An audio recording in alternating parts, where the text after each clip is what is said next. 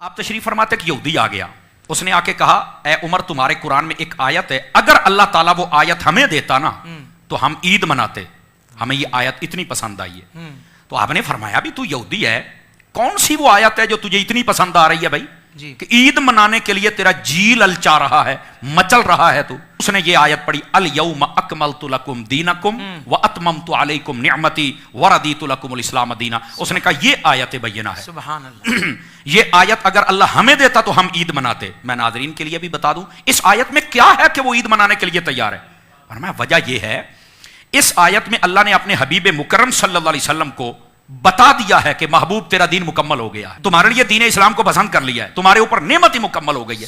پہلے جتنے نبی آئے ان کو یہ مژدہ نہیں سنایا گیا تھا کہ تمہارا دین مکمل ہو گیا ہے، محبوب کو بتایا گیا، چونکہ محبوب کو مکمل دین اس لیے دیا کہ قیامت تک کسی اور دین کی ضرورت ہی نہیں تھی، تو اعلان بھی خود رب نے فرما دیا تھا۔ کیا بات ہے، سمجھ آ رہی نا؟ سبحان اللہ، میں صدقے۔ اچھا اگلی بات توجہ طلب ہے، حضرت فاروق اعظم نے جب یہ سنا اچھا یہ آیت ہے کہ تو عید مناتا، آپ نے کہا کتنی عید منانی تھی؟ کہا ایک۔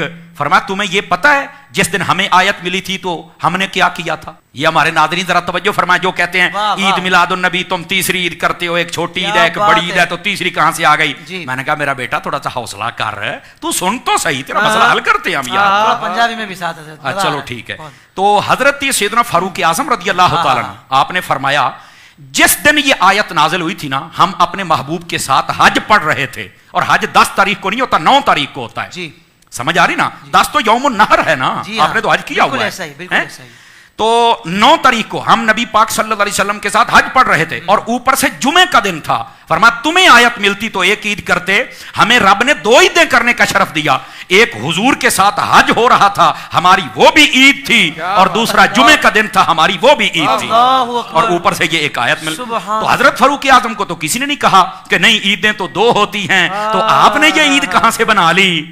کیا بات ہے، حالانکہ عید تو اگلے دن تھی۔ کیا بات ہے، تے تکڑے ہو وہ باجی جڑے کہندے ہو عیداں 2 ہی نے، یہ بات تکڑے ہو وہ، یہ بات ہے، تو خدا کا خوف کرو یار۔ حضرت فاروق اعظم پر تو کسی نے فتویٰ نہیں لگایا، اور ترمذی شریف میں یہ موجود ہے، اور حضرت فاروق اعظم نے یہاں جو عقیدہ دیا ہے، اب پتہ چلے گا نا ناظرین کا کس معیار سے سن رہے ہیں۔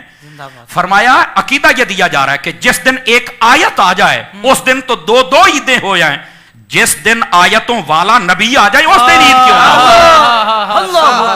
کمال والی بات ہے یار، لوگوں کو سمجھ نہیں آتی ہے۔ اللہ اکبر، ایک آیت آ جائے تو عید ہو رہی ہے، تو جس دن آیتوں والے تشریف لے کے آئے ہیں اس دن عید ہی کوئی نہ ہو۔ پنجابی چ میں دساں بھی وڈی عید نو عید اس واسطے کہندے سن کہ اس تے لبدیاں سن کھلاں، یعنی یہ کھالے ملتی تھی نا تو ان کی تو عید ہو گئی جناب۔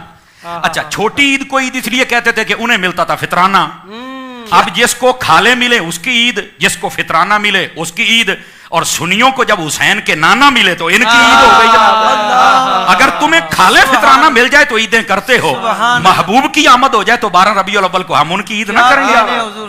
کمال والی بات ہے یار۔ تو یہ آپ کا علمی معیار تھا، اور اس انداز سے آپ لوگوں کو سمجھایا کرتے تھے۔ اللہ ان کے علم کا کوئی قطرہ ہمیں بھی عطا فرمائے۔ کیا بات ہے۔